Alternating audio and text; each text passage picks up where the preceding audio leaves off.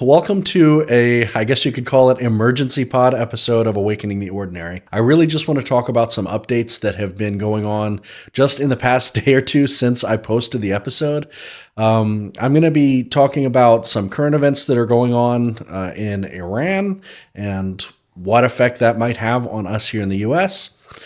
I'm going to be obviously talking significantly about the protests that are going on in LA and kind of just giving general thoughts on that.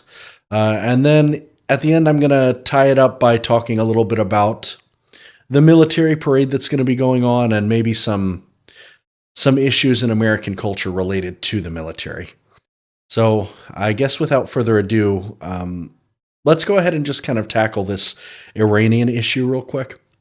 Over the past couple of days, the Trump administration had ordered all non-essential personnel to get out of town. They ordered us out of Iraq. They ordered us out of Iran. Every single non-essential personnel, dependents of military personnel, anybody who did not absolutely have to be there, including like ambassadors, people working in the embassy. We ordered all of them back because, as it turns out, it looks like we had some intel on what was going to be going down just today. Today, Israel launched a pretty extensive attack on Iran. They targeted what they are claiming is nuclear sites. It's all throughout the capital of Iran. We don't have complete details on exactly what has gotten hit, and Israel says that the attacks are going to be ongoing throughout this entire weekend, and that once the attacks are over at the end of this weekend, Iran will no longer have any sort of nuclear capability whatsoever, and it won't be a concern for the near future. And I guess just to kind of rewind a bit, that is supposedly the reason for the attacks. Israel is claiming that Iran is very close to actually having a nuclear weapon. This all sort of got spurned by an international watchdog organization not being allowed to investigate nuclear sites. Just this week, Iran turned them away and said, no, you're not allowed to look. That kind of raised alarm bells across the world, but especially for Israel and the United States. Because of that spurning of the international watchdog organization, Israel has decided to go ahead and launch these attacks. So just yesterday, before these attacks were launched, Iran announced that if Israel or anybody attacked their nuclear sites, then they would be attacking U.S. bases in the area. So that's, again, sort of kind of linked to why we have removed all of our non-essential personnel, and that may be coming very soon. So first of all, if this is the first that you're hearing about this, I don't want you to be overly concerned. This is not World War III. Iran does not have, frankly, that many allies, and they are not that strong militarily. This is not going to be some sort of forever war that breaks out and gets the whole coalition involved. It's not going to be like that. Israel launched an offensive war on Iran. Iran is theoretically defending itself. So there are going to be implications about whether or not this will be considered a war crime. But at the end of the day, this is not going to be some massive war effort. That's not to say that people won't die from this. People already have. And I'm sure if Iran follows through with their threats, then even more will. But I do just want to allay any of your concerns. This is not World War III. You don't need to get your bug out bags. Everything's going to be okay. I guess I just want to bring attention to the fact that there are certain groups internationally and domestically that have criticized the United States for kowtowing to Israel, essentially being their lapdog, being their guard dog. And this is only further evidence of that. If we end up getting dragged into a war because Israel decided to bomb Iran, then that's a problem. And it's a problem that needs to be addressed. And I understand you may support Israel for political reasons, religious reasons, whatever. And I get that. They are in a terrible situation. They are essentially surrounded by enemies on all sides. They're a very small country. And in many ways, they've got to do what they got to do. But that doesn't need to come at the expense of American lives. So regardless of your political affiliations, I think if we do end up getting dragged into this war, it's time to start holding our senators, congressmen, and president accountable for, in some ways, caring more about Israeli lives than American lives. All right, so I want to discuss this LA riot situation, but before we can discuss the riot itself and the protests, we actually need to rewind just a little bit and talk about how it got started. And believe it or not, it got started by this podcast's favorite slug in a human suit, Stephen Miller. So this past week, Stephen Miller called a meeting to talk with ICE leadership and Homeland Security leadership about their ongoing crusade to deport 1 million illegal immigrants per year. They have a quota that they have set for themselves of 3,000 arrests per day of illegal immigrants. Now, it's a pretty lofty goal, but Stephen Miller says if you try hard enough, you can accomplish anything. Actually, what he said is, you guys are worthless, you guys are terrible at your jobs, and if you don't start arresting 3,000 people per day, I'm going to fire you all. Now, this is unusual behavior. Usually you don't have an administrator like Stephen Miller calling a meeting to castigate heads of departments that are only vaguely related to his actual job title, but this is Stephen Miller we're talking about, and he has a dream. He has a dream of deporting 1 million illegal immigrants per year, and nothing is going to stop that. Not logistics, not due process, not anything at all. So again, he held this meeting and really personally insulted these people and said that they were bad at their job because they were trying to focus on only deporting criminals. And what they needed to do was just start showing up at 7-Elevens and Home Depots and arresting anybody who looked like they were here illegally. That is what he said. Fast forward to Friday. Friday, June 6th is when the protests started. And the protests started because ICE showed up at a Home Depot and started arresting everybody who looked like they might be illegal. So one thing you have to keep in mind is that this particular community in LA that was targeted is 80% Hispanic. And that means that either they are a first-generation immigrant that is actually directly from Mexico, or maybe their parents or grandparents are. But regardless, there is a very strong cultural heritage of being from Mexico in this community. So when ICE showed up and started arresting everybody in a Home Depot parking lot, that caused some problems. So the community basically came together and started protesting. They were saying that if you arrest these people, whether they are here legally or not, you are going to be crippling an entire community, because these are the people who do construction.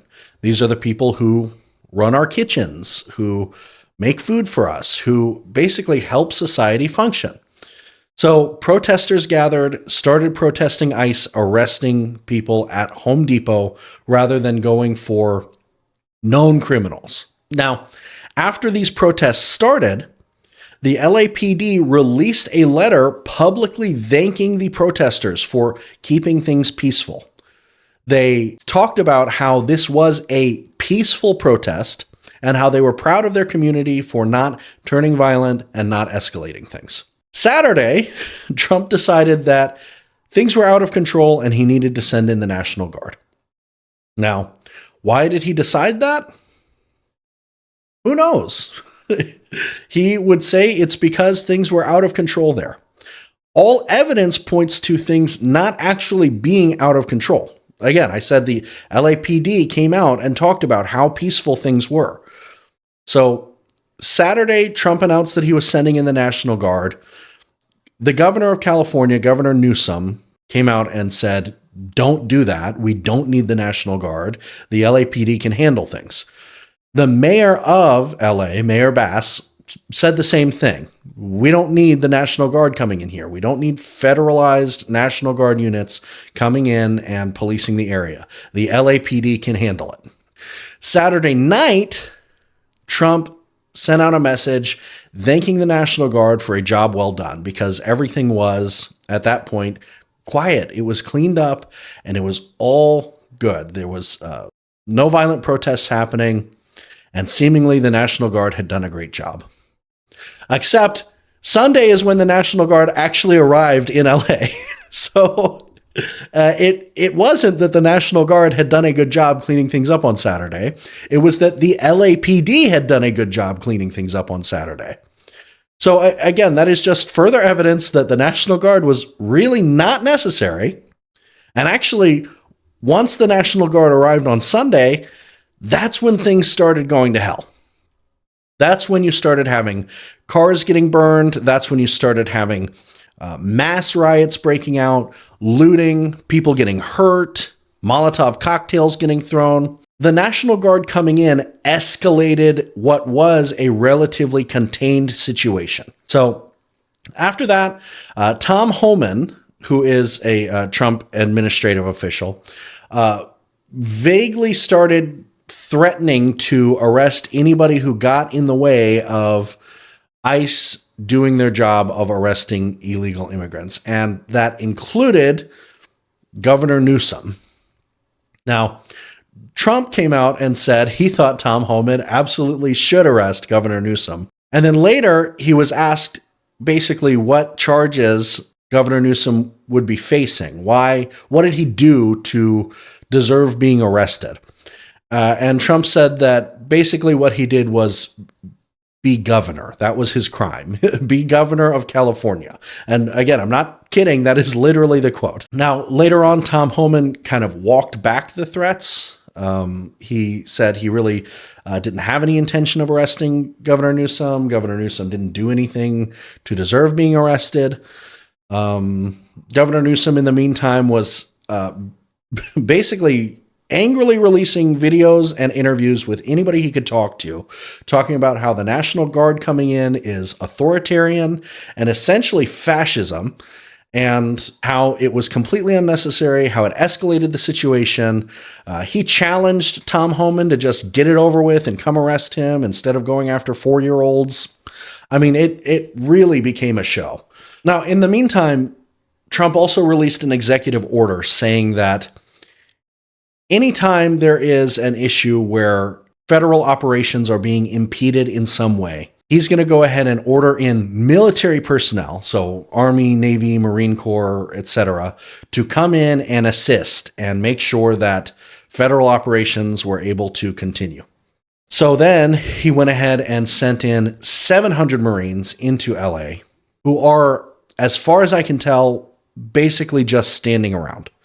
Now, unconfirmed reports are that morale is incredibly low among the National Guard and the Marine Corps because they aren't allowed to actually do any kind of law enforcement. That's something that they are constitutionally prohibited from doing. They are not allowed to do police action. The police have to do that. ICE is able to take in illegal immigrants and, arrest them and start the deportation process. But the National Guard and the Marine Corps are not allowed to do any kind of normal police work whatsoever. Footage has been going around of Waymo cars being set on fire. And for anybody who doesn't know, Waymo is basically driverless Uber, sort of. You can kind of order a car to come get you. It'll be driverless. It'll come pick you up with no driver in it and then drive you to where you need to go. So basically, protesters were kind of ordering a driverless car to come in so that they could set it on fire. And I believe 2 or 3 of those were set on fire. Footage has been going around of people waving Mexican flags, waving Palestinian flags, attacking cops by throwing Molotov cocktails. Footage has also been going around of the LAPD trampling people on horseback, people that were just laying on the ground following orders, of the LAPD shooting at journalists directly that were doing nothing but standing there with a camera, being interviewed and talking about the situation, shooting at civilians just trying to walk home who are posing no threat whatsoever. And I'm sorry, when I say shooting, I don't mean with lethal ammunition. They're shooting with less than lethal force. So like rubber bullets and that sort of thing. And basically it has turned into a huge mess. Now, I will say reports from people who are on the ground in the area say that it's kind of just business as usual. All the protesting and everything is limited to like 2 blocks in downtown LA. It's not really interfering with anything. And as long as you don't go into that specific area, other than hearing flashbangs in the background, you won't really know what's going on. You wouldn't know that there was any kind of a riot or protest. Media, on the other hand, has been saying that LA is completely on fire, that essentially like martial law has been declared, that there are roving gangs breaking into storefronts and stealing things. And to some extent, that is happening. But from everything I have been able to tell from hearing people in the area speak on the issue, it's not as widespread as the media would necessarily have you believe. And it does seem to be relatively contained. Now, I want to just speak briefly on the whole protest in general, and maybe protests in general, and kind of talk about my personal stances on it. Do I think the protests should have happened at all? Honestly, yes, I do, because I think the federal government has been drastically overreaching. I think they have been eschewing due process, eschewing all sorts of norms, and they have been aggressively, essentially waging war and not caring about any kind of collateral damage or alternate casualties. They are arresting people who are legitimate citizens of the United States and holding them for hours or days, and they can't be held accountable for that. So, yes, I have no problem whatsoever with the protests in general.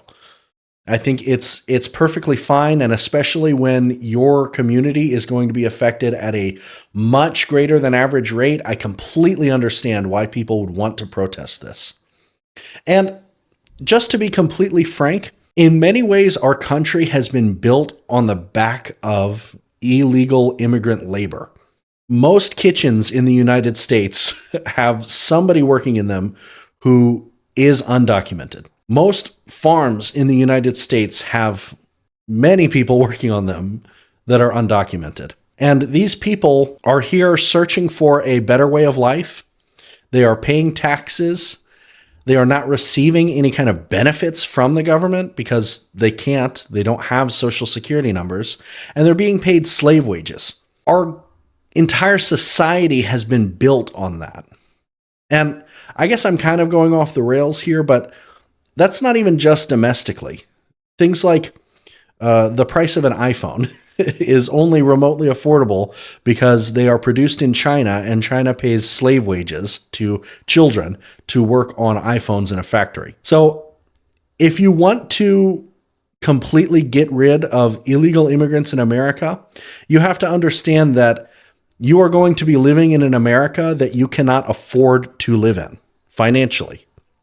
Now, we can debate the morality of all of that, and I think that's an important conversation to have, because if we have a system that depends on paying slave wages to people to function, then maybe that's a system that needs to be reconsidered. But it as it is, that is just a fact. As it stands right now, that is how our society functions. And if you are going to get rid of every single illegal immigrant in America, that's what's going to happen. Prices are going to drastically increase. Prices for very basic things like food. Dining out will become prohibitively expensive, but even regular food from the grocery store will, because harvests are largely done by people who are undocumented workers. Now, as far as the manner in which these protests are happening, I do actually take some umbrage with that. First of all, I cannot possibly condone things like burning Waymo cars. And as funny as it is to imagine door dashing a car fire to your house, it's not okay. People could get hurt. The owners of Waymo probably had nothing to do with any of this, so it's really just misplaced anger. And frankly, it's just a terrible look. You are completely undermining your own side and your own points by acting like a hooligan and burning a car. And I guess on that note, and this may be a bit of a controversial take, but I don't think you should be waving Mexican or Palestinian or any flags other than the American flag when you're doing a protest like this. I really think that undermines your point. If you are doing a protest like this, presumably the idea is you love America and you think that America has something deeply wrong with it right now. And you love your fellow Americans, whether or not they're here legally. If that's the case, you should be waving an American flag. You should be waving the flag of this country and showing that this is how Americans are supposed to act. When Americans are met with tyranny, this is how we resist. We band together. We form communities. We march against tyranny in a patriotic way, where we wave American flags, where we don't destroy each other's property. We fight back against tyranny in, obstructive ways, in ways that most people will not find convenient. Blocking roads is an unfortunate necessity when it comes to large-scale protests, because if you're doing a protest and nobody is inconvenienced, it's not really a protest at all. But waving a Mexican flag, waving a Palestinian flag, yelling about La Raza, the race, and how, you should make America Mexico again, and all of these kind of various incendiary talking points, I really think it just completely undermines your side. It undermines your point, because the media is not going to take a nuanced view to all of this. The media is not going to say, oh, well, in a city of 10 million, if there are 36 violent rioters and a couple of hundred people holding Mexican flags, that doesn't necessarily represent the community as a whole, and it's important to take a 10,000-foot view. No, what they're going to do is what they have done, which is putting on repeat videos of people dancing on burning Waymo cars waving Mexican flags. And do you think that anybody that was not inclined to listen to you is going to now want to listen to you because of that? No. The only thing that's doing is pushing people away. The large majority of Americans are moderate. They are somewhere in the middle. They are not these crazy MAGA idiots waving Trump flags, and they are not these loony liberal leftists that want to embrace, pure socialism or whatever.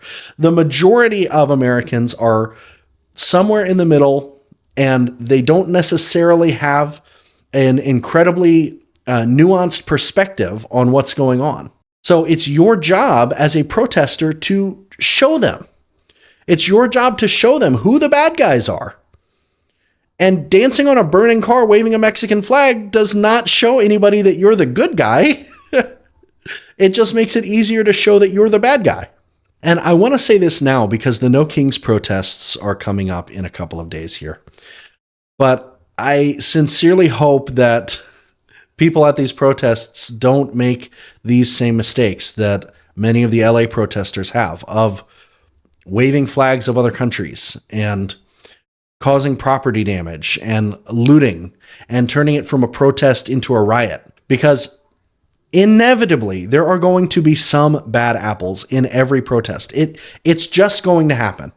Anytime you have enough people gathered together, enough angry people gathered together, there are going to be some bad actors who are taking advantage of the situation, who are going to try and cause trouble, who are going to try and break things because that's what they want to do. They just want to cause destruction. It's fun for them. And they'll do it at any opportunity.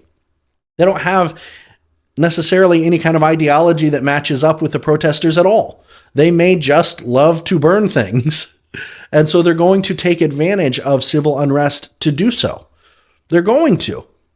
So I sincerely hope that anybody who is considering going to these No Kings protests, keep an eye out. You've got to police yourselves. You've got to be on the lookout for bad actors among you who are looking to cause trouble, and make sure you cut it off before it starts.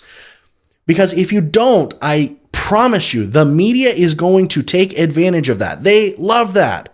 They want so badly to see people burning cars and throwing bricks through windows and causing all kinds of trouble, because That gets the clicks, baby. That gets the views. That's the kind of thing that they love showing on TV on repeat. And if they do, it's going to completely undermine everything you are trying to protest.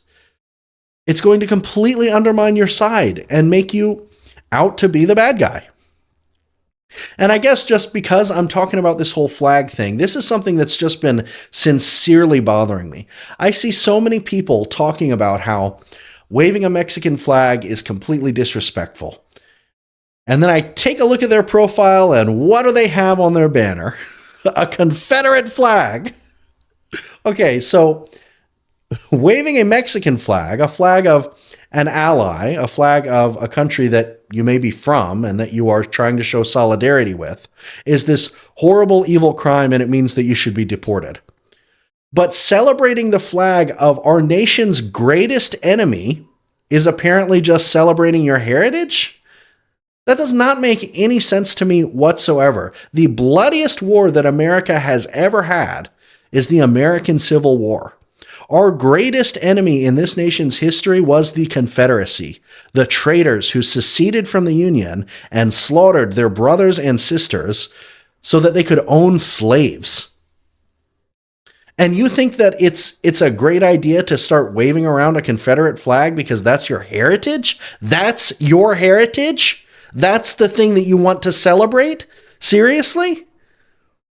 But at the same time, you're going to condemn anybody waving a Mexican flag? That makes zero sense to me. It is completely hypocritical. It smacks of racism, and it's ignorant. Okay, so back to the issue at hand, the reason this whole protest happened, illegal immigration. I think that generally speaking, most people can agree that illegal immigration is a problem that needs to be addressed. There are a lot of people in America that are here undocumented, and something should be done about that. But if you are somebody who thinks that illegal immigration is one of the most pressing issues that America is facing right now, I want to strongly encourage you to deeply consider the issue. What symptoms are being caused by millions of undocumented immigrants being here? What is the actual problem caused by these illegal aliens being in the country? Because the illegal undocumented people being here is not necessarily a problem in and of itself. What is actually happening to you or happening to this country because of it that you have a big problem with? That is the question. Because the truth is, if you look at the data behind undocumented immigrants, as far as we can tell, undocumented immigrants as a whole commit less felonies than naturalized citizens. And if you think about it, that makes sense because they have a lot more to lose. They can be sent away if they commit felonies and are caught. So it's understandable that they would mind their P's and Q's a little more. They are paying into a system that they will receive no benefit from. They still pay taxes. They pay taxes every time they buy something. They pay sales taxes. If they are using a fake social security number to get a W-2, they are paying income taxes. They are paying taxes into Social Security and Medicare and Medicaid and things that they frequently will not get any use out of whatsoever because they are not citizens. An undocumented immigrant will never receive Social Security benefits, ever. So if you think that this is a serious, desperate, pressing issue in America, I want to know why. Why is this the thing that you think we desperately need to focus on? Why is this something that is potentially worth trampling on the Constitution and ignoring due process and putting citizens at risk? Why? I have yet to see any kind of reasonable discussion on the issue whatsoever. Because on the one hand, you have people who are more on the left generally being upset that due process is being ignored, people are being racially profiled and targeted. And on the right, you have people kind of breaking it down into Democrats want to defend criminals. And that's just plainly not true. It's just not. You can ask Pretty much any Democrat that has a political position right now, if they think nobody should be deported whatsoever, and you will get a resounding no. You can ask any Democrat that is appointed into any political position whatsoever if they think there should be fully open borders, and they will say no. Republicans seem to like to completely suck the nuance out of any topic that they're discussing and strawman the opposition into this comically ignorant opponent so that they can slash away at an imagined stance that they're taking. Nobody is saying that criminal, illegal immigrants should not be deported. Nobody's saying that. Nobody is saying that drug mules or murderers or just these horrible people should be allowed to stay in the United States consequence-free. That's just not happening. The issue that the left, generally speaking, has is when ICE is kicking down doors and snatching people out of Home Depot parking lots who have not committed any crime other than one time when they crossed the border illegally, which is, by the way, a misdemeanor. It's not even a felony. If you have ever gone 5 miles over the speed limit, you committed the same level of crime as somebody who crossed the border. And again, frequently, these people are fleeing terrible circumstances. Mexico is a deeply troubled country right now. They don't really have a government. Their government is run by cartels. It's a terrifying place to live, to raise a family. They are willing to risk everything to cross over into our border illegally and be paid slave wages just to support their families. These are not bad people just because they cross the border. They're just not. They are people like you and me, and they weren't born here. And would I prefer that they found a legal way to get into the United States? Yes, of course. Absolutely. But right now we have a broken immigration system. And I'm not blanket excusing everybody who crosses over the border illegally. I'm not. And I don't think anybody is. But I'm saying to paint every single person who is here undocumented as some kind of villain, as some kind of criminal or bad person, is prejudice at best. It's deeply ignorant. Many of these people have been here virtually their entire lives. There was a story recently about a woman in Texas, an undocumented migrant who has been here for 20 years. She has 3 children who are American citizens. She is an upstanding member of the community who owns a small business. And she was taken for essentially no reason whatsoever other than to fill a quota and arrested. And her community rallied around her. She's not a bad person. She's not somebody trying to break the law. She's a cornerstone of the community. But because she wasn't born here and because Stephen Miller has decided that ICE has to arrest 3,000 people a day, her kids are growing up without a mother now. So, again, it's just the casual cruelty that I see when people are talking about other human beings who simply were not born in this country is disturbing. It disturbs me to my soul how easily so many people are able to just completely write off this massive group of individuals simply because they were born in a different country. So, again, if you think that illegal immigration is one of the top 5 issues that this country is facing, please, I want to hear from you. I want to hear why. Let me know. Educate me. I used to be somebody who thought more like you. I used to think that illegal immigration was a top issue in our country. But after doing more and more research, I don't believe that anymore. I just don't. They pay into a system that they don't get benefits from. They commit less serious crimes than natural citizens of the United States. They are upstanding members of the community, and they're just trying to offer their family a better life.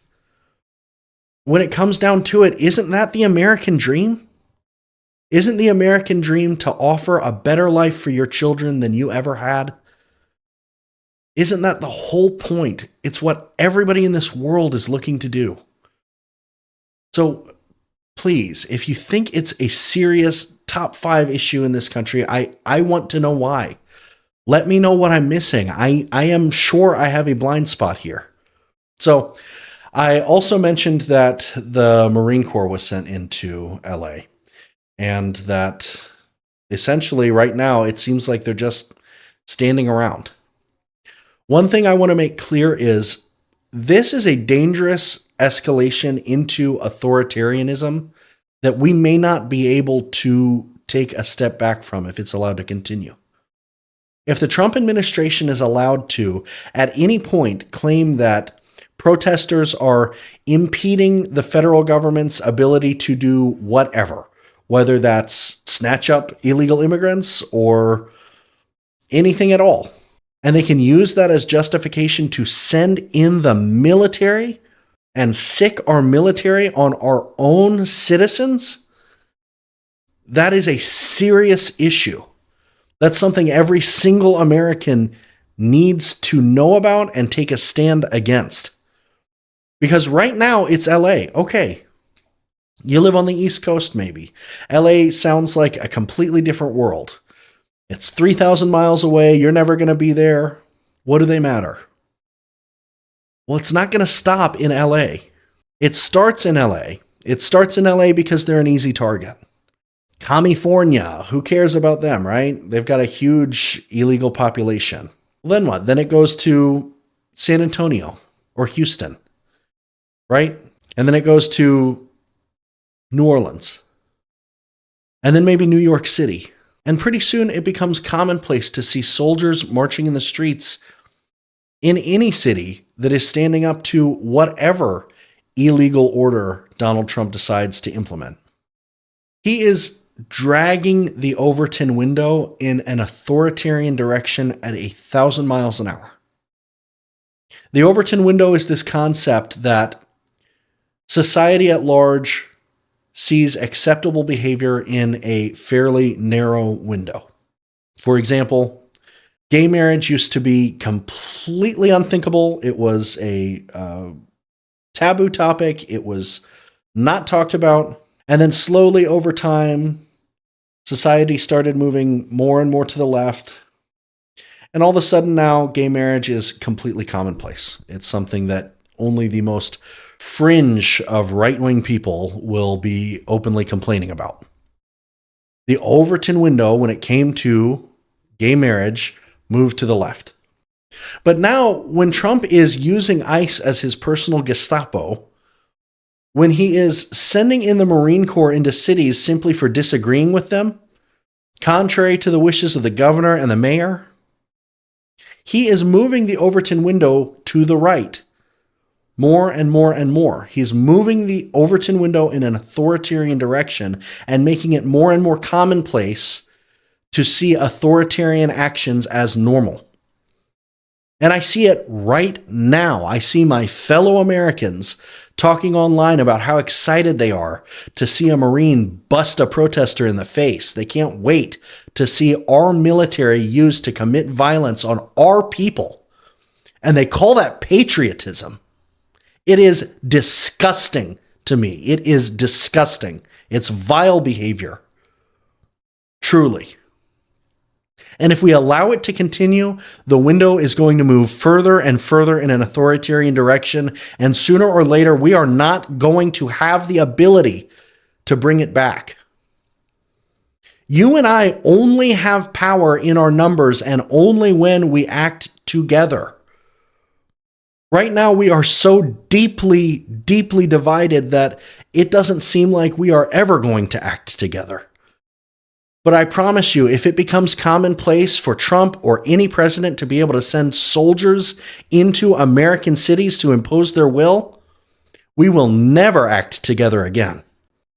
Brothers will turn on brothers, sisters will turn on sisters, and you will happily turn in your neighbor to avoid the boot of the authoritarian government stepping on your neck. More than anything else, they are interested in keeping us divided. And when they can paint this picture of these crazy leftist protesters versus these rational, good, upstanding young soldiers, that's exactly what they're doing. They are keeping us apart. They are strengthening the divide. Now, I've got 2 more topics to cover in this video. This next one is something I hope we can all agree on and get behind. See, today, the day that I'm recording this, is Loving Day. It is 57 years since the United States Supreme Court ruled in favor of Mr. and Mrs. Loving against the state of Virginia. Now, take a minute to really think about what I said. It has been 57 years since interracial marriage has been declared legal in all of the United States. I myself am in an interracial marriage with a beautiful black woman. And it is in many ways disturbing to me to think that 58 years ago, if I was attempting to get married in Virginia, I wouldn't have been able to. It would have been illegal. We would have been ostracized and possibly jailed for loving each other. And when I think about that, it comes to mind that so many of our political leaders were not just alive and well 57 years ago, but they were adults. They were grown people. In 1960, 31 states had laws against interracial marriage. 1967 was when Loving versus Virginia went through the Supreme Court and made interracial marriage legal throughout the United States. But so many of our politicians were alive and well before interracial marriage was legalized. So many of our politicians and leaders were alive and well before the Civil Rights Act was signed. And so it brings to mind these issues and these divides that we're seeing more and more in our modern day, and how so many of these people that we have elected to be our officials, the people in charge of us, the people who take care of our country, saw what was happening and were completely okay with it. They weren't marching in the street for civil rights. They weren't marching in the street to get interracial marriage legalized. They were sitting on the status quo. And if they had been allowed to continue to sit on the status quo, my family wouldn't exist right now. And it just brings to mind that if we allow this situation to continue, if we allow ourselves to sit in the status quo as it is, if we allow this authoritarian regime to continue on its horrific path, how many more families won't be allowed to exist? How many families will be ripped apart before they even had a chance? And I hope on this day you can think about the power of love and how one couple decided that they loved each other enough that they could change the world. And then they did. All right, now the final topic I want to talk about is this military parade that's going to be going on the same day as all these No Kings protests. And there may in fact be serious protests going on at this parade if it happens at all. There has been some last minute news that this parade might be canceled because there is going to be some inclement weather, and they're talking about if there are lightning storms, they're going to cancel the whole thing. I, in some ways, kind of wonder if they're not thinking about canceling it because of the serious amount of protests that are going to be going on that day. But President Trump has talked about threatening protesters who show up to his birthday parade. He said that he will meet them with serious levels of force. Now, when Caroline Leavitt was asked about this, she said that, of course, President Trump supports peaceful protests. And then she called it a very stupid question in an incredibly rude way that was extraordinarily grating to hear. But she said that President Trump supports peaceful protests even at his military parade. Trump has also talked about how he thinks that people burning American flags should go to jail for a year, and he's going to try and get that implemented into law. So we'll see what actually happens. But the idea is that if you go to protest at his military parade, you're going to be fine as long as you remain peaceful. That's the idea. This parade in general, though, is something that I find extremely worrisome. First of all, the only times I have ever seen a military parade in any country ever has been in North Korea when they do a parade for Great Leader every year.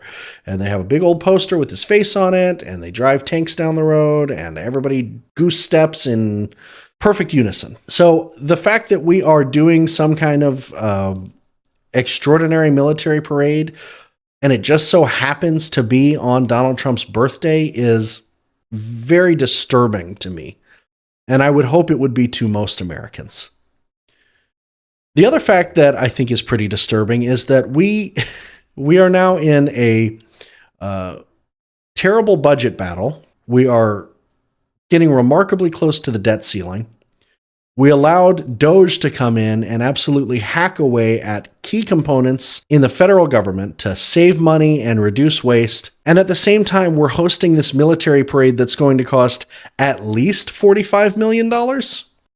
Likely a whole lot more, because they are flying in like 9,000 troops. And these troops were going to get paid anyway, but they're being given a per diem for every day that they're there, and they're going to be there like 3 days. So 9,000 times a per diem per day, not to mention the fact that the roads are going to get damaged because tanks are going to be driving on them. And so they're going to have to fix up the roads, which is another, 16 or so million. All the gas and the fuel used to run helicopters and run tanks. I mean, it's just a complete waste of money. And when you are busy slashing away at things like U.S. aid that is literally costing people lives in the name of saving money, it's really not a good look to be hosting a birthday parade at the same time. But on top of all that, I think it really speaks to America's disturbing glorification of our military. And this is a controversial topic that I have somewhat avoided talking about, but I think something needs to be said, and I think this is the time to say it. In the United States, the military experiences a level of hero worship that is unheard of in other countries. Other countries see their military as a necessary evil, which is, frankly, what they are. It's not a good thing to have a military. It's not a good thing ever to go to war. War is hell. War is a nightmare. Innocent people die. So celebrating the fact that we have a massive military that could conquer the world is not a good thing. Now, on top of all that, it's not just a natural sort of hero worship. It's not like people just grew up and decided that the military is awesome. No. Our U.S. government spends millions and millions of dollars in a propaganda effort to make sure that our military are seen as heroes. It's a well-known fact that they helped produce the movie Top Gun because Top Gun made Air Force pilots look really cool. The U.S. military pays the NFL to allow them to do flyovers and hold out enormous American flags that they wave in the wind and sing the national anthem before every game. The U.S. military goes to high schools and speaks with impressionable children and tells them how they can go see the world and get paid to do it. And all they have to do is sign on the dotted line as children. So this is not some sort of natural movement that has sprung up out of nowhere. No, this is a concerted propaganda effort. And I'm sure every single one of you has seen ads on the TV for joining the U.S. Marines, joining the U.S. Army. That's not normal. That's not normal in other countries. It shouldn't be normal here. And not only that, but in many ways, we set up an economic system that encourages people to sign away their life to the military just to have basic standards of living. In the military, you get health care for free. In the military, you are promised a free education. And surely all of that will lead to a better life. But there's a lot that they don't mention. They don't mention that when you sign up for the military, you sign your rights away. You sign your life away. You become property of the U.S. government. They don't mention that you are beholden to a different set of laws. You don't really have constitutional rights anymore when you're in the military. They're allowed to infringe on your speech. They're allowed to tell you there are things that you can and cannot say. And all of that is why you get statistics like 38% of veterans having some kind of mental health flag on their record, as opposed to 23% of the non-veteran US population. And those mental health issues that are so prevalent in the military are also completely disregarded. They're seen as weakness. And that's what leads to things like 13% of the adult homeless population in America being veterans. Less than 10% of the adult population are veterans. That is a stark contrast. And these people are supposed to get a leg up. They're promised education as if that's going to be the key to their success in the future. So why then are so many homeless people veterans? And not only that, but the culture of the military is so desperately toxic. In many ways, it is the largest gang in the United States. The prevalence of sexual assault in the military is truly disgusting. The amount of women in the military that are sexually assaulted are estimated to be anywhere from 2 to 4 times more than the general population. And I have talked before about how many women will undergo sexual assault in their life. So the fact that it is so much more prevalent even still in the military is truly disgusting and degenerate. And this behavior is constantly covered up. And you will see whistleblowers undergo violence and be killed for turning their back on their brothers and sisters.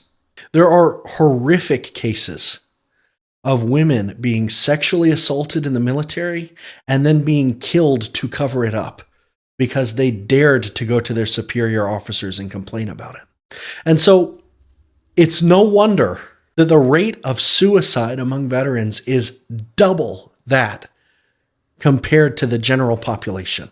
17 and a half veterans on average die every single day by suicide.